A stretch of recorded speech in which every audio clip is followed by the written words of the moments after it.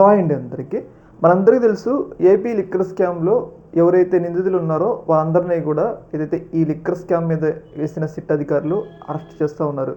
ముఖ్యంగా ఈ యొక్క కేసులో ప్రధాన ఆరోపణలు ఏంటి అంటే ఏదైతే జగన్మోహన్ రెడ్డి హయాంలో చాలా పెద్ద ఎత్తున నిధులు హవాలా రూపంలో ఇతర దేశాలకు తరలించారు అని చెప్పేసి ఆరోపణల ద్వారా దాదాపు చాలామంది కొన్ని వేల కోట్లు లబ్ధి పొందారు అని చెప్పేసి ఈ కేసు అయితే నమోదు కావడం జరిగింది.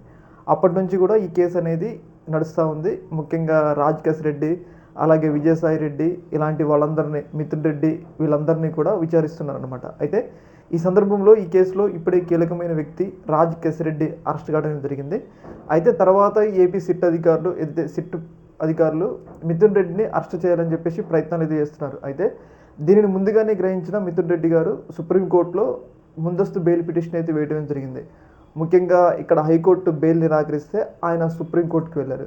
సుప్రీంకోర్టు రీసెంట్గా మిథున్ రెడ్డి గారికి ఊరటనిస్తూ ఒక కీలకమైన నిర్ణయం తీసుకోవడం జరిగింది. ఆ నిర్ణయం ఏంటి అంటే ఏదైతే ఇప్పుడు సిట్ అధికారులు చెప్తుంది ఏంటంటే మాకు మిథున్ రెడ్డిని అరెస్ట్ చేసే ఆలోచన లేదు, అలాగే ఆయన నిందితుడిగా కూడా మేము చార్చలేదు, మేము అరెస్ట్ చేయమని చెప్పేసి సిట్ అధికారులు కోర్టుకి చెప్తున్నారు. కాకపోతే ఇక్కడ ఏంటి అంటే నమ్మించి మోసం చేయడానికి అవకాశం ఉంటుంది. అరెస్ట్ చేయమని చెప్పేసి ఒకవేళ అరెస్ట్ చేస్తే అప్పుడు మిథున్ రెడ్డే కదా జైలుకి వెళ్ళేది. అయితే దీన్ని దృష్టిలో పెట్టుకొని మిథున్ రెడ్డికి ఊరట కల్పిస్తూ సుప్రీంకోర్టు ఒక నిర్ణయం తీసుకోవడం జరిగింది. ఆ నిర్ణయం ఏంటి అంటే హైకోర్టు విషయంలో ఏదైతే బెయిల్ విషయంలో హైకోర్టుకి అప్రోచ్ కండి.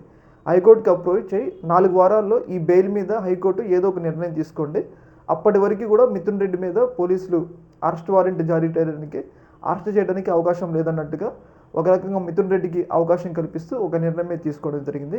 ఏదైతే ఈ కేసులో ఒక రకంగా మిథున్ రెడ్డికి ఒక రిలీఫ్ వచ్చినట్టే మనం చెప్పుకోవచ్చు అనమాట. చూడాలి మరి రాబోయే రోజుల్లో ఎలాంటి డెవలప్మెంట్స్ వస్తాయి అనేది. ఈ యొక్క అంశంలో మీ యొక్క అభిప్రాయాన్ని కింద కామెంట్లో తెలియజేయండి. ఓకే మరి, థ్యాంక్ యూ.